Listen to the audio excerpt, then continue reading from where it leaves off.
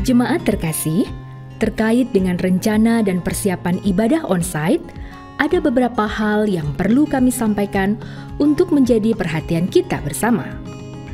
Jemaat yang dapat mengikuti ibadah onsite ini adalah yang berusia 13 hingga 60 tahun, tidak sedang demam, batuk, pilek, nyeri tenggorokan maupun sesak nafas.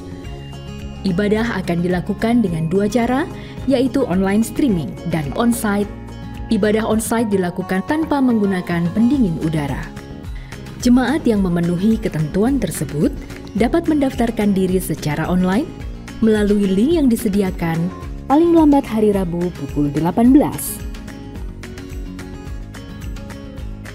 Setelah pendaftaran dilakukan, jemaat akan mendapat jawaban melalui email dari tim registrasi pada hari Sabtu.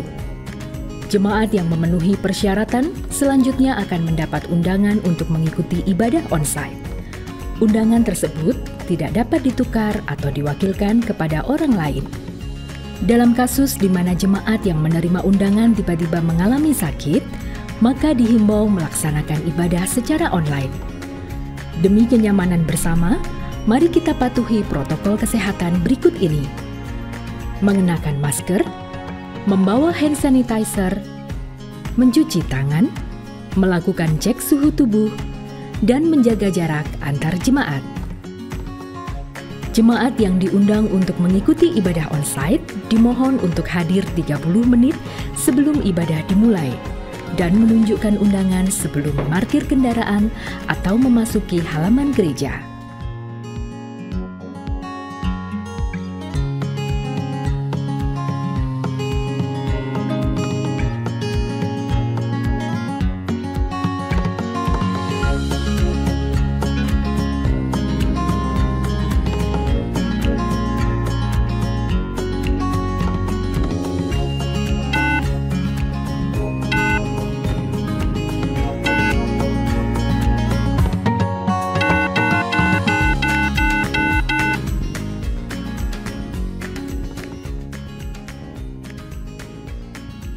Undangan juga perlu ditunjukkan kepada petugas di meja registrasi untuk kemudian ditukar dengan nomor bangku.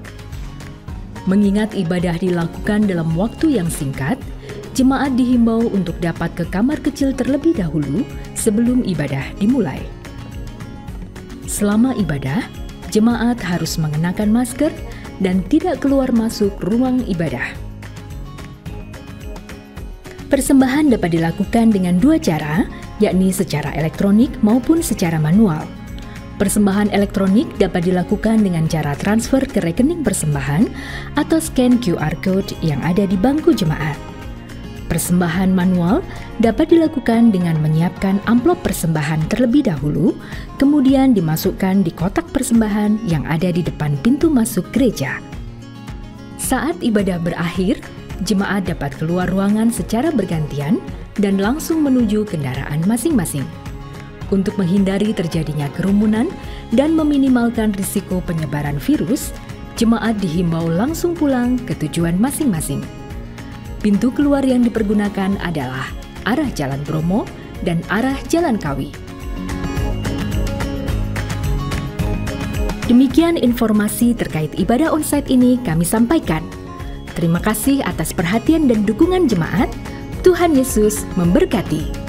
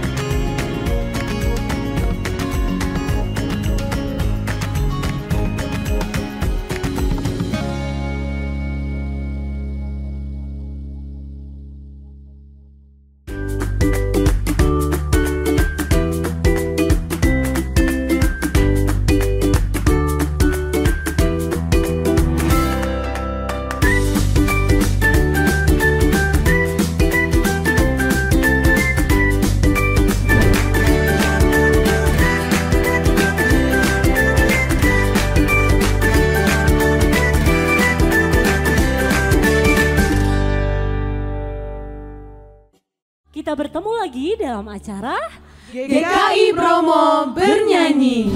Siapakah aku ini Tuhan, ya Tuhan akan diriku, Yesus segala-galanya. Bersamanya hatiku damai, menyanyikan kasih setia Tuhan selamanya. Dan hatiku bersuka, dan hatiku bersuka,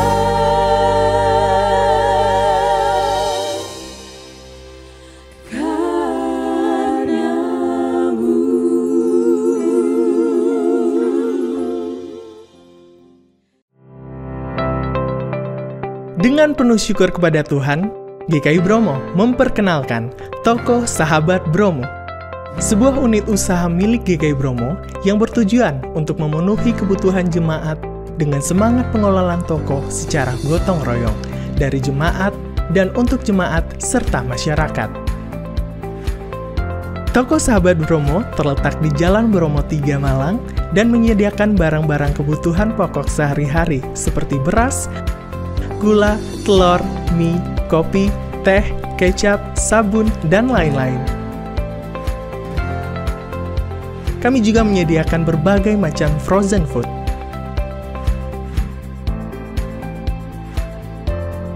Ada dua cara untuk berbelanja. Yang pertama, Anda bisa datang dengan langsung ke toko di Jalan Bromo 3 Malang atau melakukan pemesanan ke nomor 0878 4527 0702 atau 0823 3404 8779.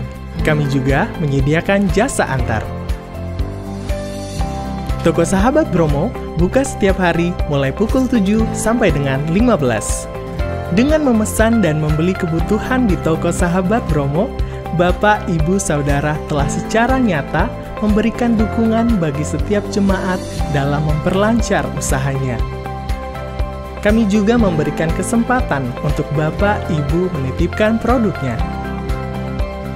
Mau belanja? Toko Sahabat Bromo tempatnya.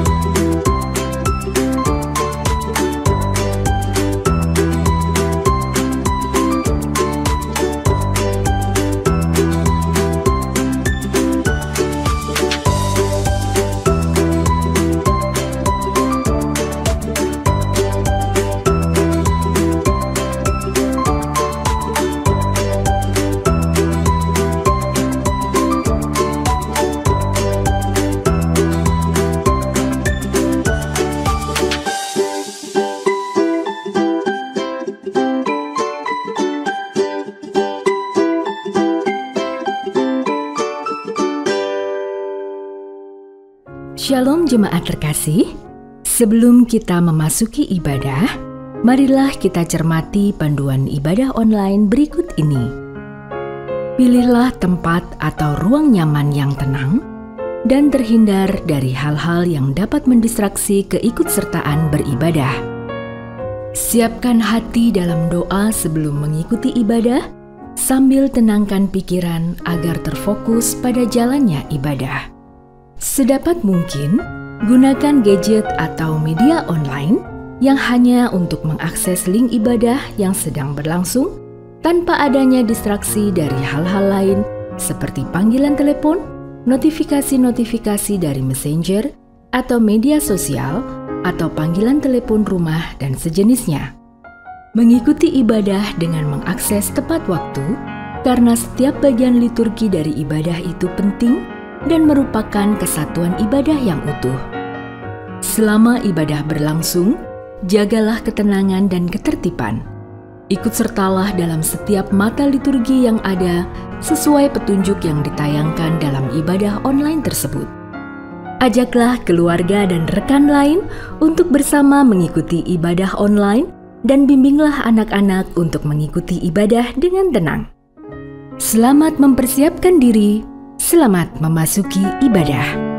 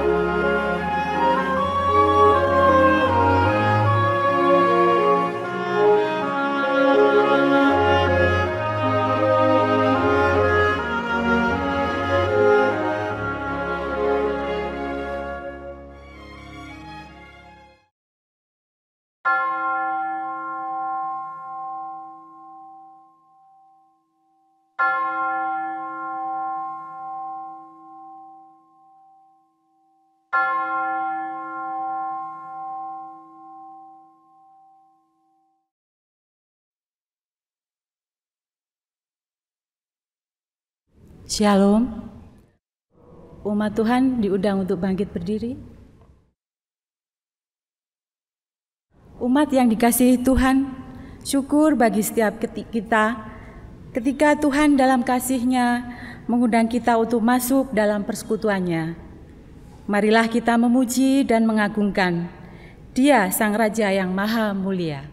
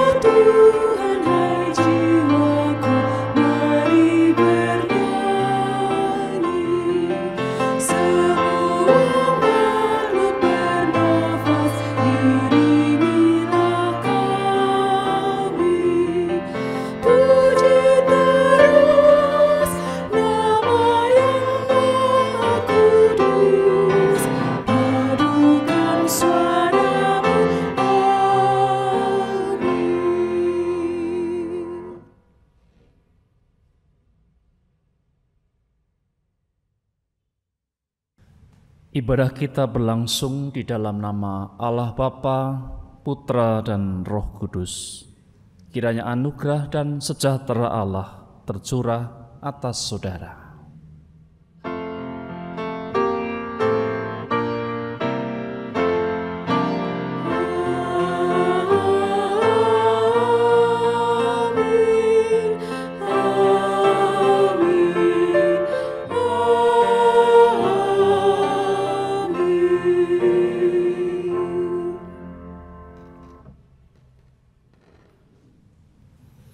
Bapak Ibu, saudara-saudaraku yang dikasihi Tuhan, hari ini kita memasuki satu masa yang sering disebut sebagai Minggu Kristus Raja.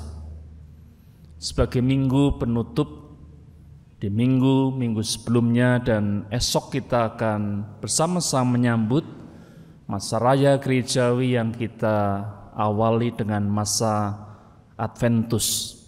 Masa Adventus itu didahului dengan Minggu Kristus Raja, di mana kita akan kembali mengingat dan menghayati akan hadirnya Tuhan sebagai Raja di dalam kehidupan kita. Oleh karena itu kita akan bersama-sama merenungkan satu firman Allah yang diberi tema kriteria kebenaran Sang Raja Kasih. Tentu kita diminta untuk meladan akan kasih-Nya di dalam kehidupan kita. Mari sebelum kita bersama-sama melanjutkan ibadah kita datang kepada Tuhan di dalam doa.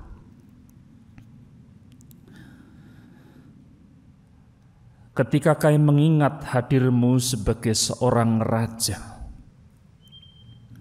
maka nyata di hadapan-Mu kami adalah hamba-hamba Tuhan yang tiada guna. Kesucian tak kami punya, sikap batin yang bersih pun seringkali kami tak miliki. Kami menjadi orang-orang yang seringkali menganiaya diri kami dengan berbagai-bagai persoalan,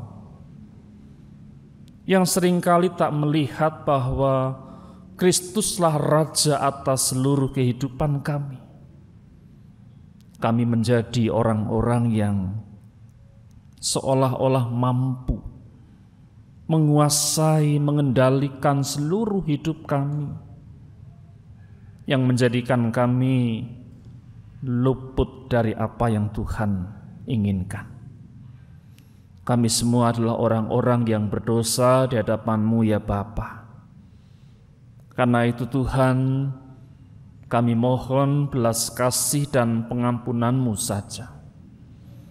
Karena hanya dengan belas kasih dan kemurahan dari Raja kami, Raja Kasih itu, kami dapat dipulihkan. Sebelum kami bersama-sama menjalani kehidupan yang Tuhan percayakan buat kami.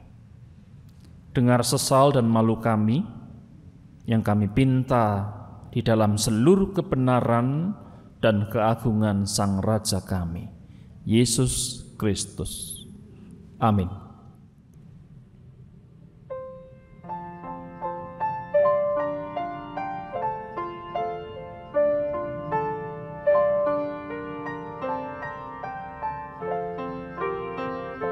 Sudahkah yang terbaik ku berikan kepada Yesus Tuhanku?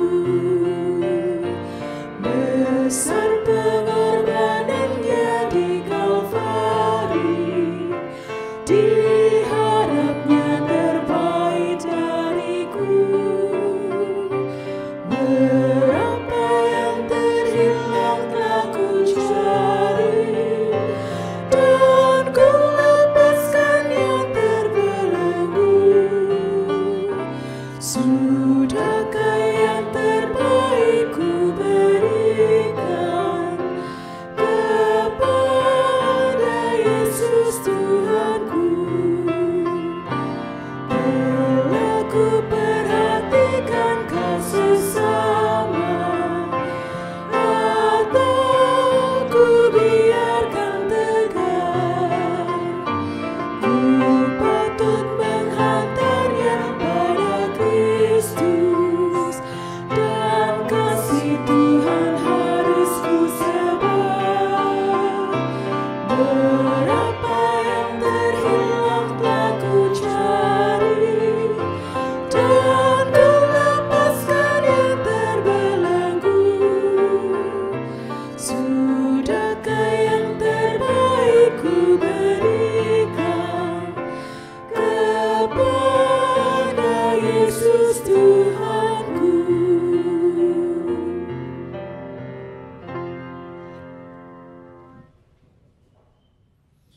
Ia sendiri telah memikul dosa kita di dalam tubuhnya di kayu salib, supaya kita yang telah mati terhadap dosa hidup untuk kebenaran.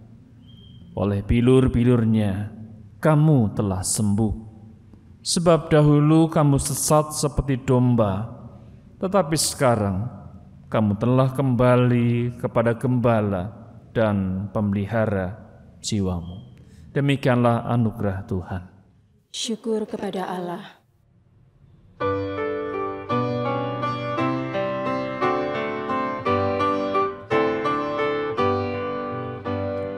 Bahagia di hatiku, Yesus selamatkanku. Ku puji Juru Selamatku, aku disucikannya. Gerangan siapakah Yesus yang ku nyanyikan terus? Tuhan dan Juru Selamatku yang mati bagiku. Yesus yang paling mulia, Raja yang maha besar, kasih karunia dan rahmat dicurahkan padaku. Gerangan siapakah Yesus yang ku nyanyikan terus? Tuhan dan Juru Selamatku yang mati bagiku.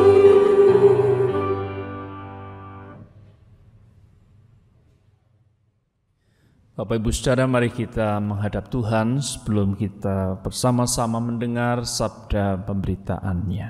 Mari berdoa. Tuhan Raja kehidupan, kami ingin belajar mencermati kembali bagaimanakah kami semestinya mengasihi dan menyambut Raja kami melalui pola hidup yang benar, pola hidup kerajaan surga. Oleh karena itu, hanya berangkat dari kebenaran-Mu sajalah, maka kami semuanya boleh mengerti apa yang Tuhan inginkan. Jangan biarkan kami sendiri Tuhan tanpa-Mu, biarlah Engkau mengawal seluruh pemberitaan firman Tuhan, agar kami mengerti dan mampu menghayati dalam seluruh kehidupan kami sebagai hamba-hamba Raja kami. Terpujilah Engkau ya Raja kasih, di dalam Engkau kami berdoa. Amin. Bapak Ibu Saudara, mari kita bersama-sama mendengar firman Tuhan yang hari ini diambilkan dari Injil Matius. Matius pasalnya yang ke-25 ayat 31 hingga 40. Matius 25 ayat 31 hingga 40. Firman Tuhan berkata demikian. Apabila Anak Manusia datang dalam kemuliaannya dan semua malaikat bersama-sama dengan Dia, maka Ia akan bersemayam di atas tahta kemuliaannya. Lalu semua bangsa akan dikumpulkan di hadapannya, dan Ia akan memisahkan mereka seorang daripada seorang, sama seperti gembala memisahkan domba dari kambing. Dan Ia akan menempatkan domba-domba di sebelah kanannya dan kambing-kambing di sebelah kirinya.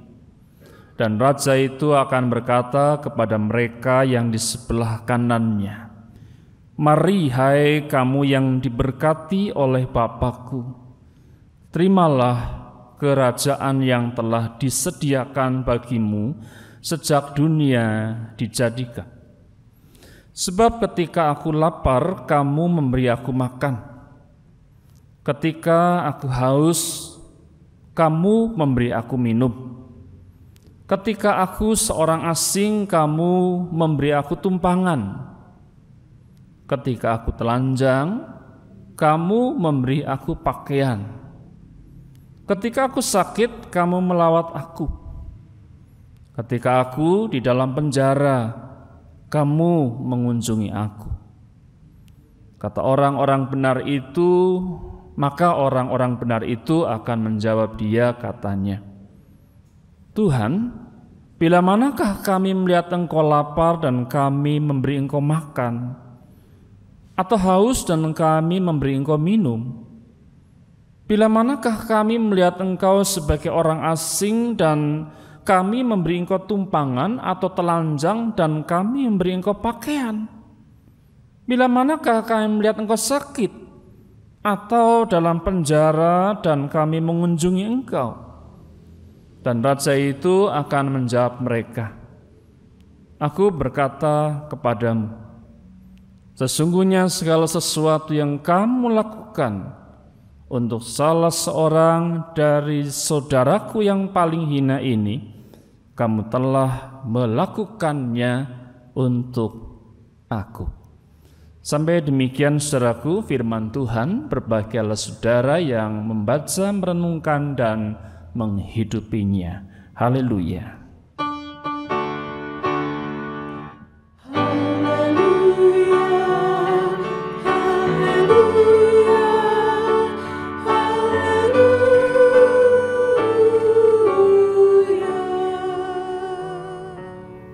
Saudaraku yang dikasihi Tuhan, tema kita hari ini di dalam hari yang kita kenal sebagai Minggu Kristus Raja, menurut saya bukanlah tema yang sulit untuk dipahami.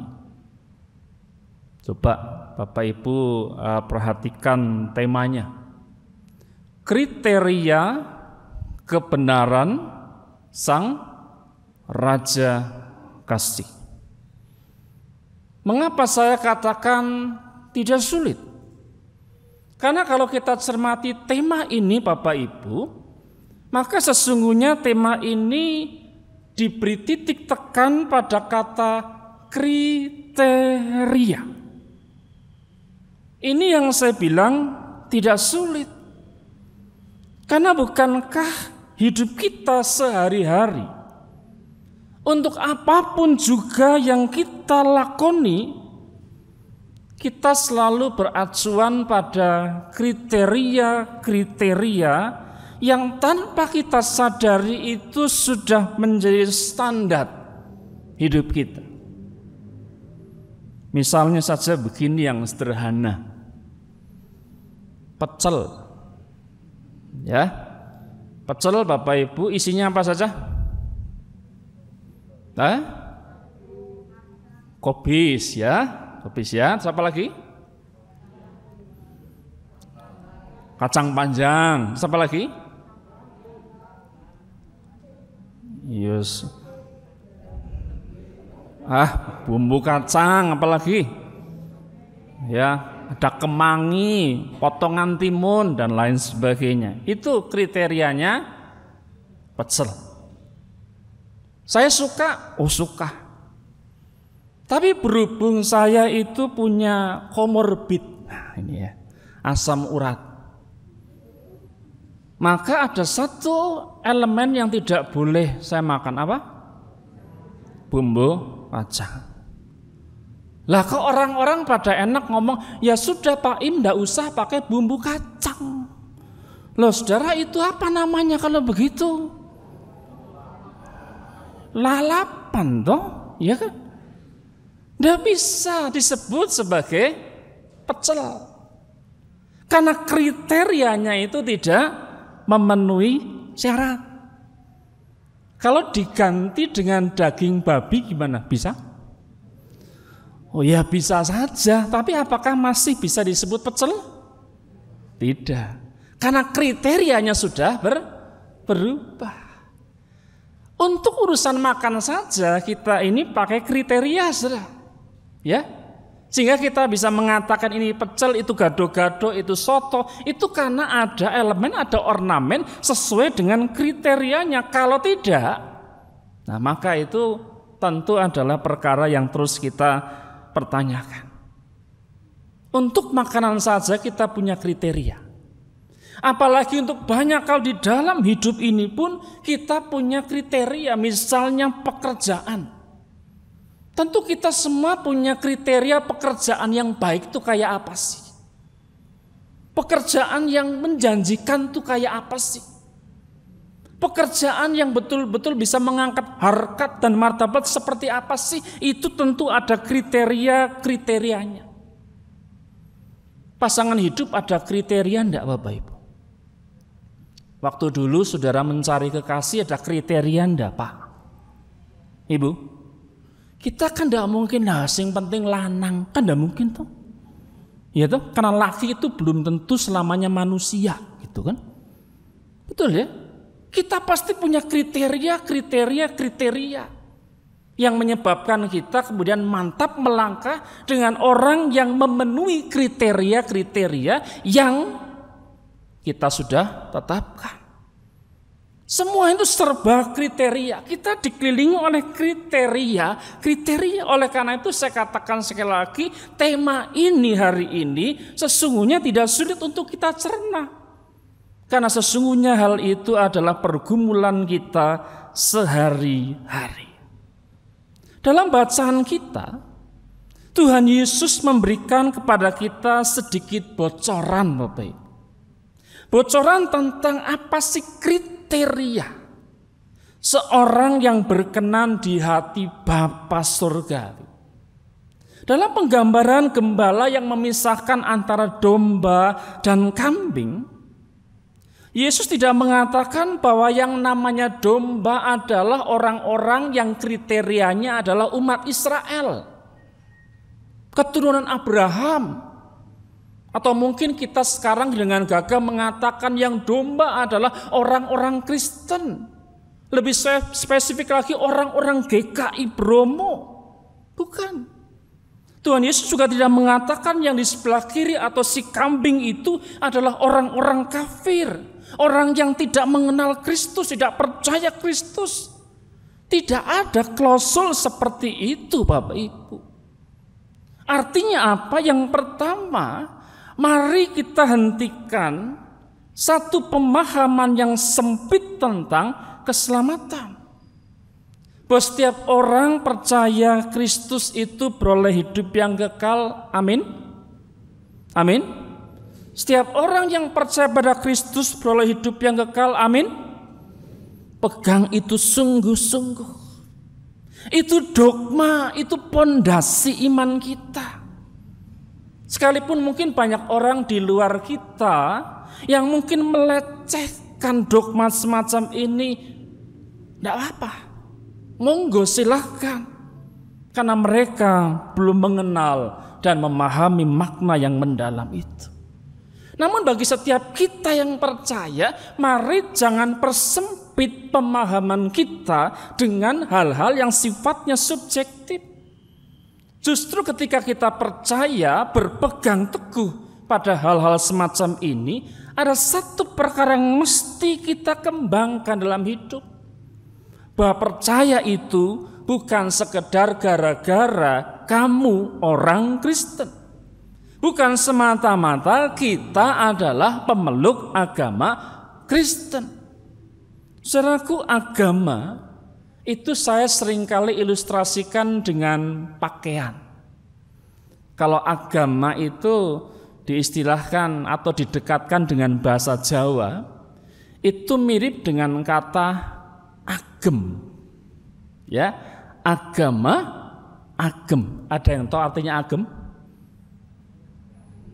Agem, dipakai, ya, diagem mawon, dipakai saja, seperti pakaian. Nah, kalau agama itu seperti baju, maka sesungguhnya yang terdampak ketika kita mengenakan baju itu apanya? Yang paling nampak adalah perilaku kita. Dari tadi saya perhatikan, ngintip sejenak, saudara-saudara sudah cantik dan ganteng seperti ini. Bajunya rapi, karena mau foto ya nanti ya, itu Pak. Ya, saudara, saya perhatikan dengan baju yang rapi seperti ini, Saya melihat bagaimana cara Anda berlaku juga rapi. Duduknya rapi. Ya dah?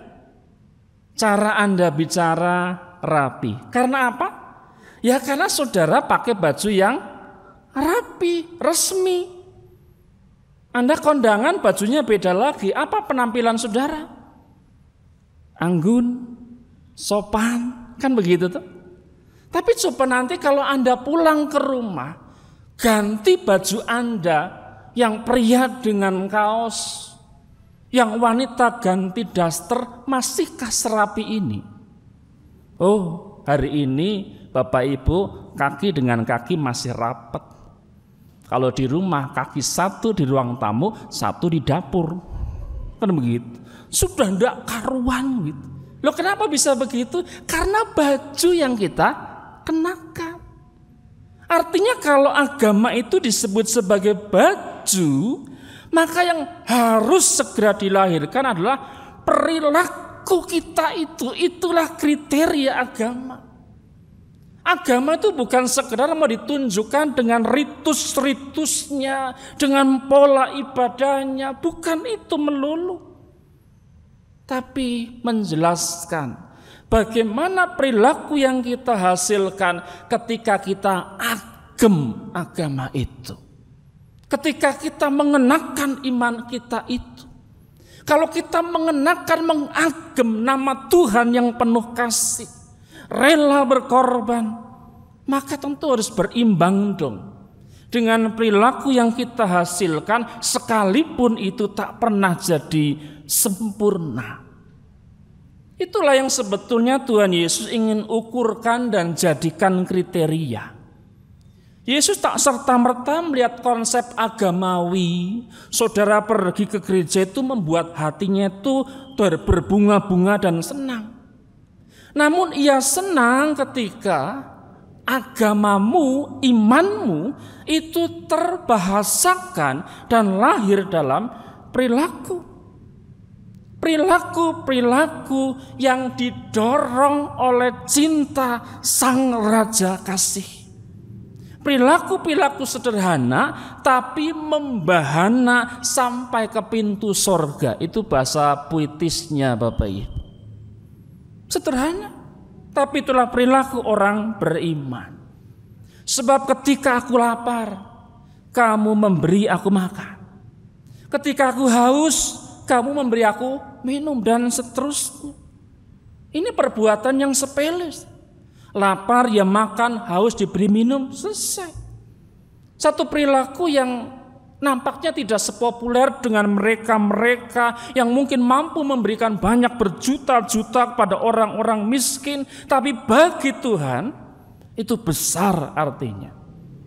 Jadi hal kedua yang harus kita hayati adalah mari konkretkan iman kita lewat hal-hal yang sederhana. Lewat hal yang mungkin tersembunyi, tidak terdeteksi, bahkan yang melakukannya pun tidak menyadarinya. Domba dan kambing sama-sama pertanyaannya.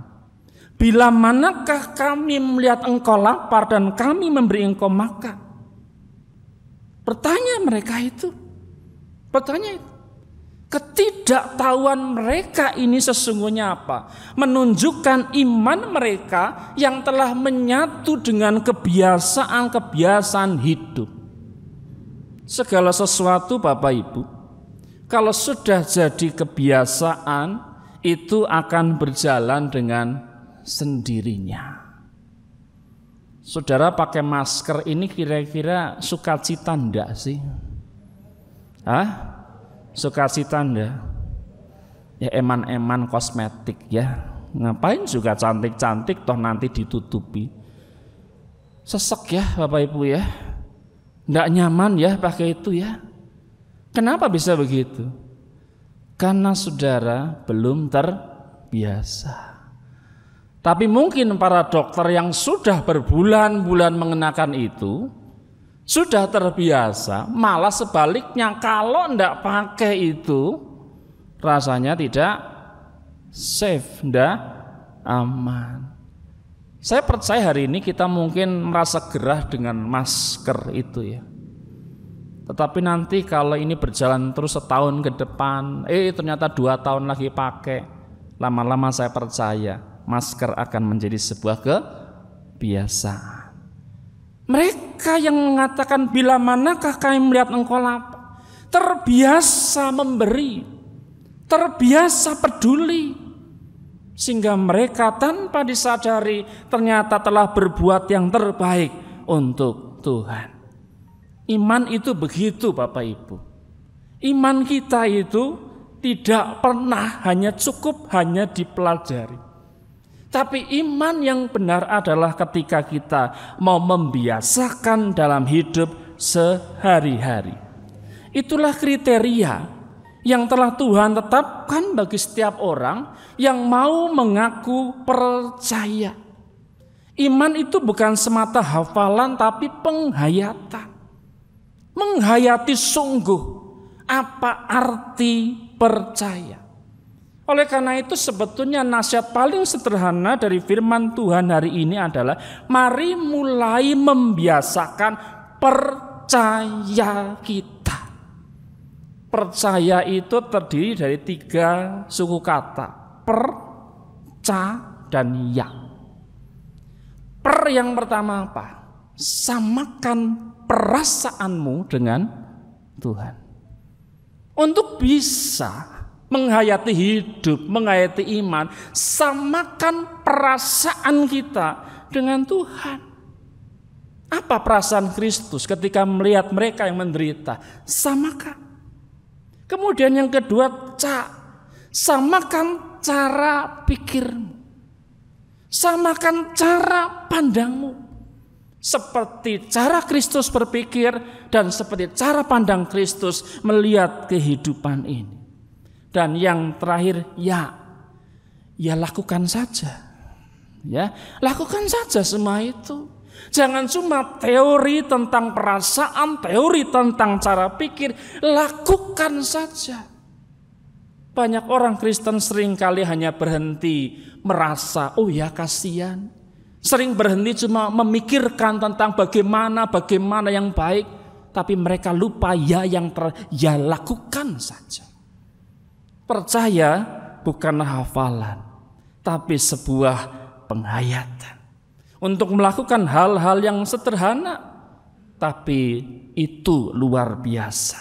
Di hadapan Sang Raja kita, Tuhan Raja Kasih.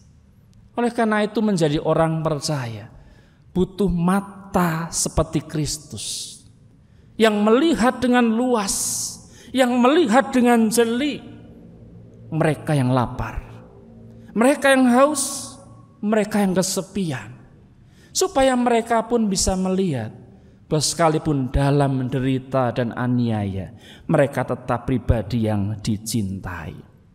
Terlebih saudara-saudara semua yang nanti sebentar akan dilantik. Mari lakukan hal yang sederhana. Pelayanan kepada Tuhan tidak menuntut hal yang muluk-muluk, tapi lakukan semua itu dengan sepenuh hati saudara. Jangan gila hormat. Tuntaskan semua panggilanmu dengan terus melihat Tuhan Sang Raja Kasih. Saudara hamba, saya pun hamba. Carilah apa yang berkenan di hati Sang Majikan, Sang Pemberi kerja, yaitu Tuhan sendiri. Supaya pada waktunya, ketika engkau setia dan tekun, maka perhatikanlah, Sang Raja Kasih itu pun akan menyambut kita, akan menghormati kita, selama pelayanan kita terarah kepada Tuhan. Percayalah, niscaya hatinya juga terarah kepada saudara. Tuhan kiranya menolong, menguatkan dan memberkati pelayanan yang akan saudara kerjakan. Amin.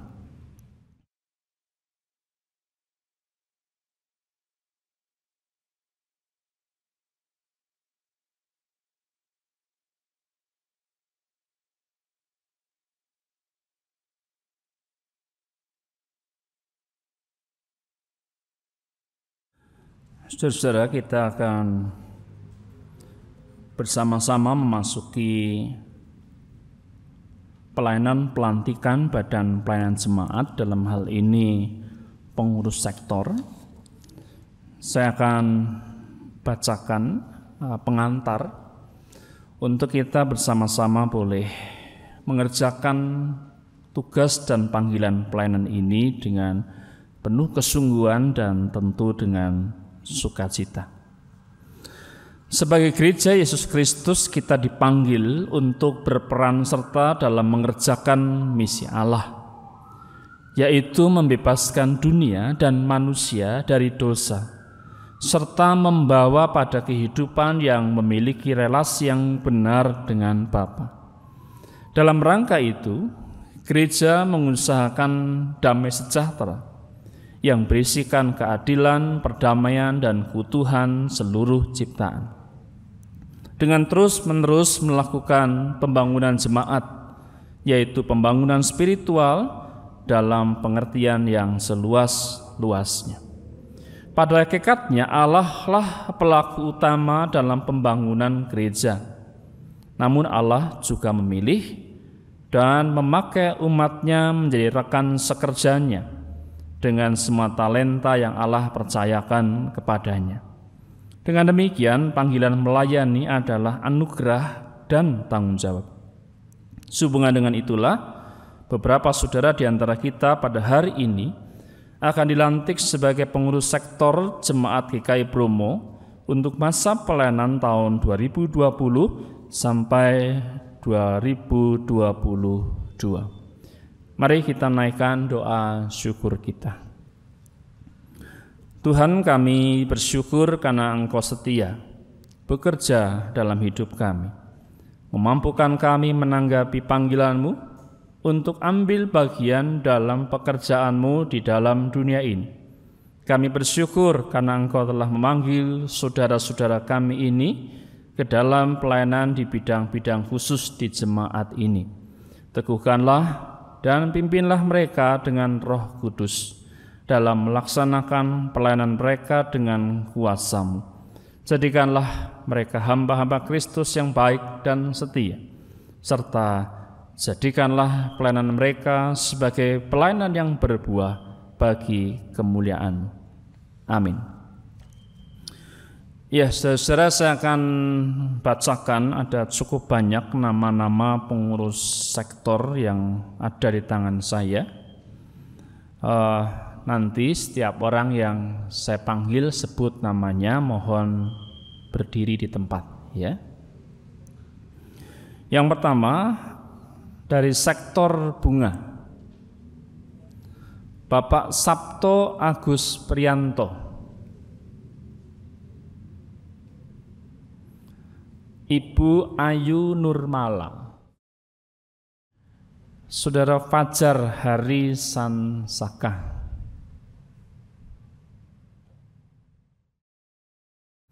Ibu Ignatia Purwandari.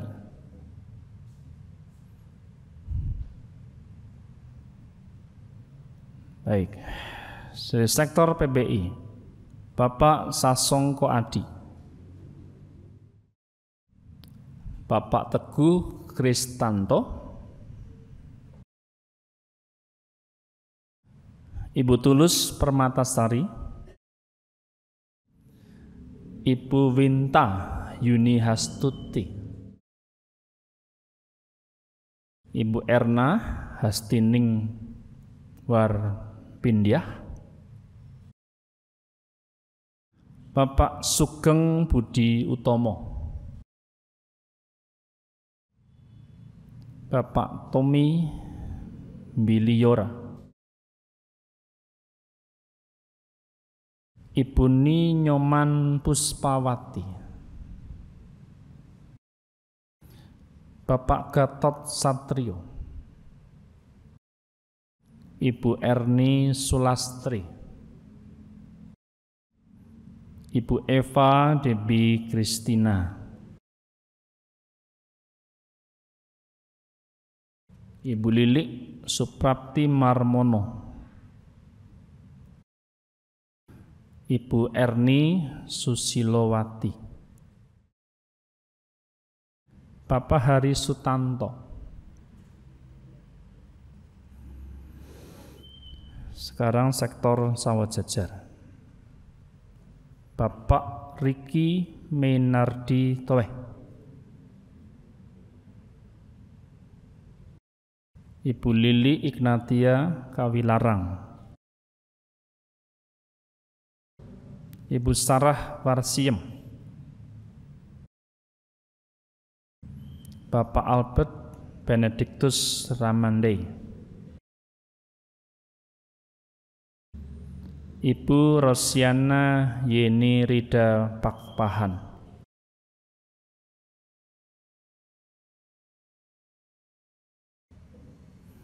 Ibu Aspa Mardani Roberta Eo.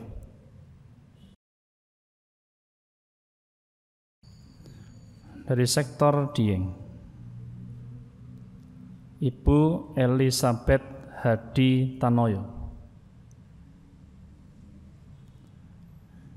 Ibu Yuniarti Budiman. Ibu Erlisa Anita Sembiring. Bapak Triyono Sanjaya. Ibu Neti Herawati. Ibu Trus Silawati. Ibu Eva Ratnarini. Dari sektor Tidar, Ibu Foni Tombokan. Ibu Denik Orba Laksanawati. Sektor Buah, Ibu Kwinarti. Ibu Diah Wijayanti. Dari sektor Bendungan dan Kota, Ibu Evi Rahma Wijayanti.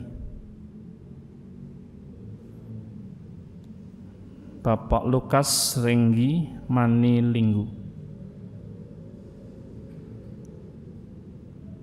Saudari Clarissa Teofani Pradina.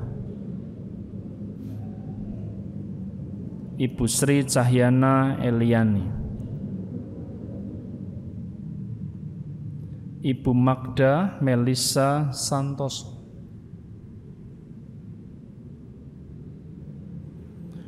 Ibu Dina Puspasari. Ibu Yayuk Dwi Retna Ningtyas. Ibu Hayati Intrisnani Dewi. Ibu Fitrika Mulyani Lubis. Ibu Trinasti Tirahayu. Ibu Sawita Ada Riani Kultong. Ibu Agustina Chandrawati.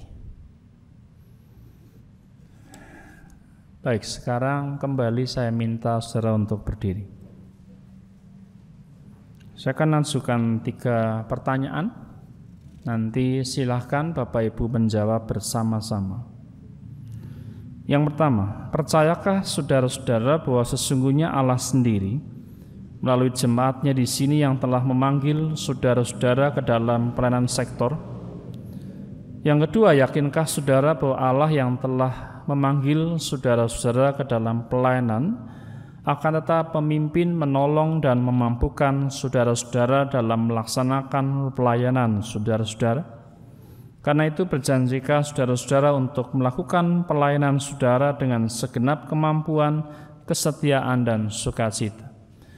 Bagaimana jawab saudara-saudara semua?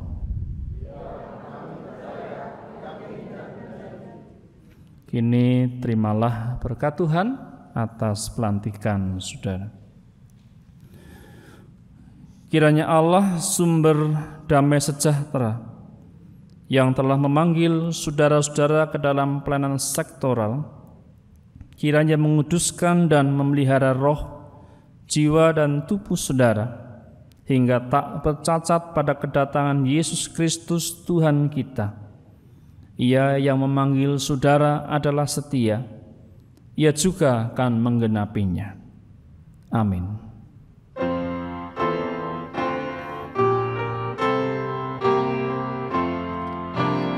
Pujilah Kami semesta, sumber segala kurnia, surga dan bumi puji terus Sang Bapa, Putra, Roh Kudus.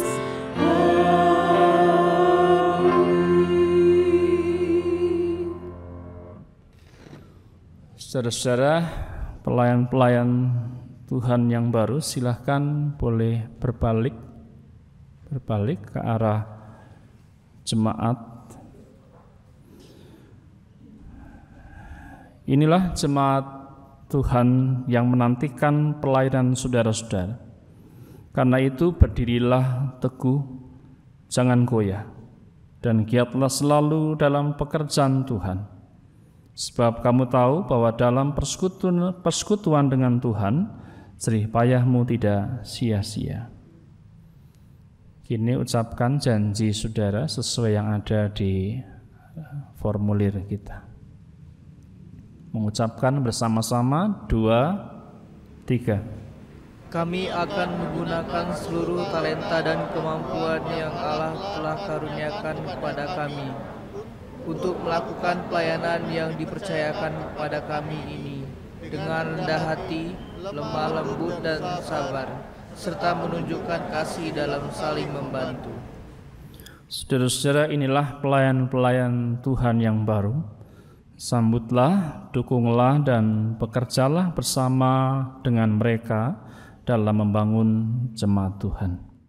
Kami menyambut mereka dan akan mendukung serta bekerja sama dengan mereka dengan sungguh-sungguh dalam kasih. Silakan duduk kembali.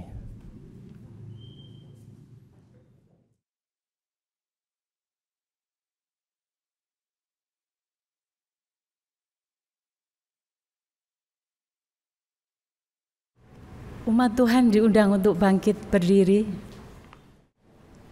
Bersama dengan gereja di segala abad dan tempat, marilah kita mengucapkan pengakuan iman percaya kita. Aku percaya kepada Allah, Bapa yang Maha Kuasa, Khalik langit dan bumi, dan kepada Yesus Kristus, Anaknya yang tunggal Tuhan kita, yang dikandung daripada Roh Kudus, lahir dari anak darah Maria, yang menderita sengsara di bawah pemerintahan Pontius Pilatus, disalibkan, mati dan dikuburkan, turun ke dalam kerajaan maut. Pada hari yang ketiga, bangkit pula dari antara orang mati, naik ke surga, duduk di sebelah kanan Allah, Bapa yang Maha Kuasa, dan dari sana Ia akan datang untuk menghakimi orang yang hidup dan yang mati. Aku percaya kepada Roh Kudus, gereja yang kudus dan am, persekutuan orang kudus, pengampunan dosa, kebangkitan orang mati, dan hidup yang kekal. Amin. Jemaat dipersilakan duduk kembali.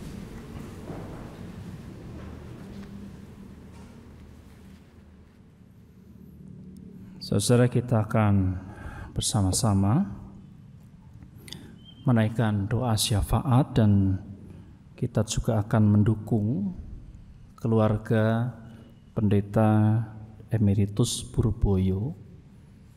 Dulu Pendeta Emeritus Purboyo sempat juga melayani kita di Bromo ini, dan 2019 beliau dipanggil Tuhan. Kita akan berdoa untuk beliau, juga untuk setiap hal yang akan dikerjakan di dalam upacara-upacara selanjutnya. Mari kita berdoa. Tuhan yang penuh kasih, ketika saat ini kami menghadapi badai penderitaan, sakit penyakit yang tiada kunjung mereda, dan bahkan merenggut banyak nyawa saudara-saudara kami seiman maupun yang tidak seiman. Pasien dan dokter, jemaat maupun pendeta. Setiap orang-orang yang bekerja di bidang sosial dan kemanusiaan ataupun masyarakat biasa.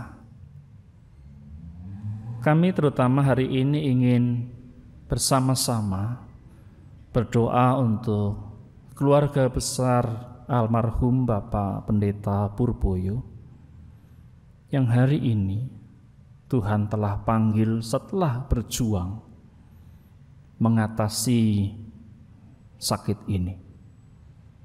Kami tahu itu rancangan-Mu yang terbaik buat seorang hamba Tuhan untuk rekan kekasih kami ini.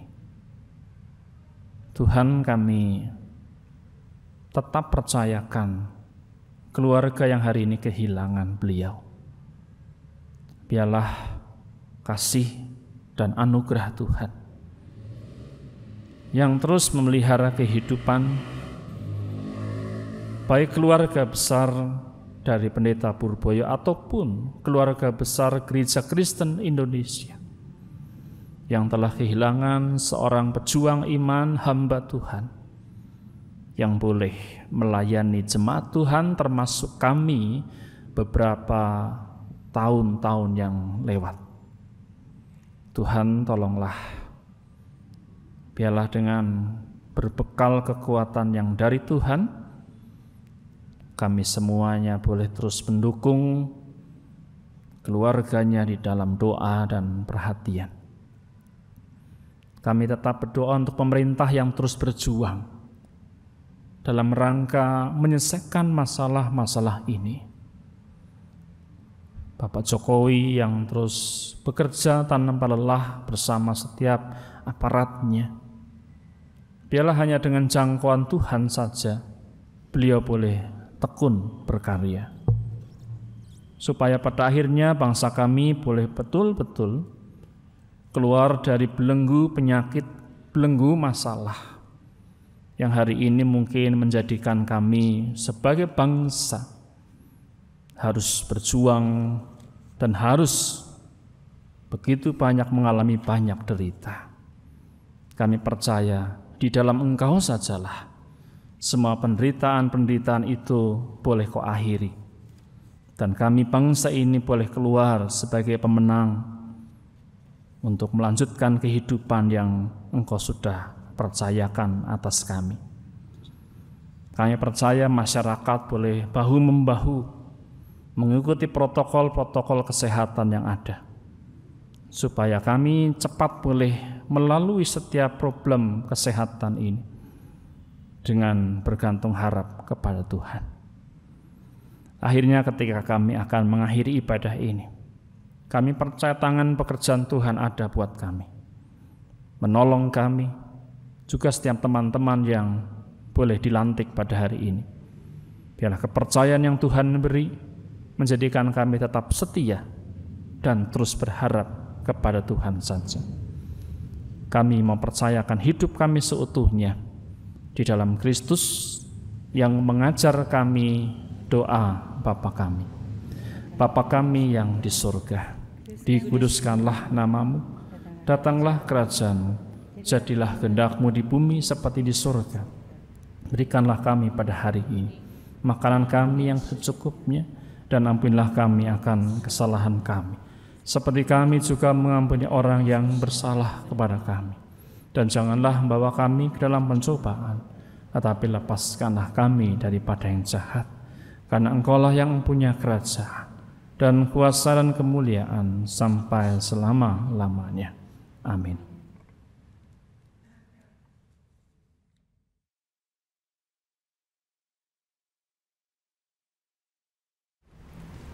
Dengan penuh ungkapan syukur, marilah kita membawa persembahan syukur seperti tertulis dalam 1 Yohanes 3 ayat 18. Anak-anakku, marilah kita mengasihi bukan dengan perkataan atau dengan lidah, tetapi dengan perbuatan dan dalam kebenaran. umat dapat memberikan persembahan syukur melalui nomor rekening dan atau QR Code yang tertera di layar dan di bangku-bangku gereja.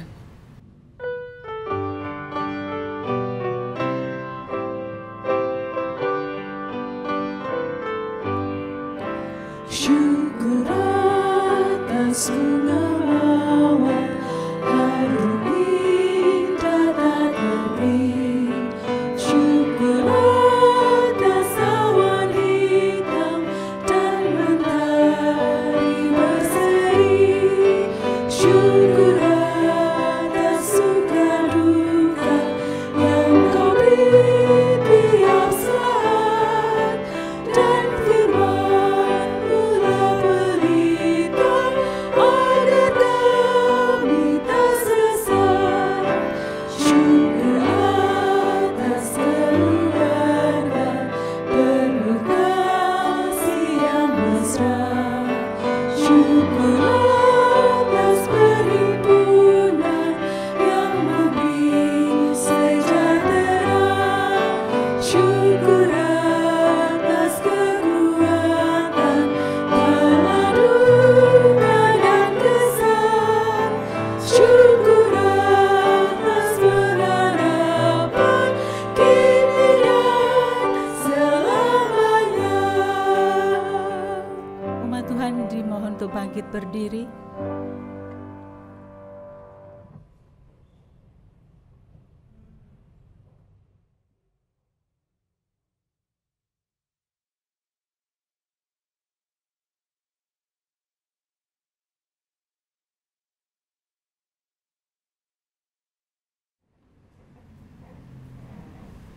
Mari kita berdoa. Tuhan Yesus, Sang Sumber Kasih, terima kasih untuk penyertaan Tuhan di dalam kehidupan kami. Mampukan kami Tuhan untuk hidup dalam kasih, saling memelihara, menopang, dan melengkapi.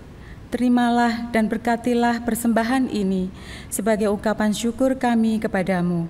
Dalam nama Tuhan Yesus kami berdoa. Amin.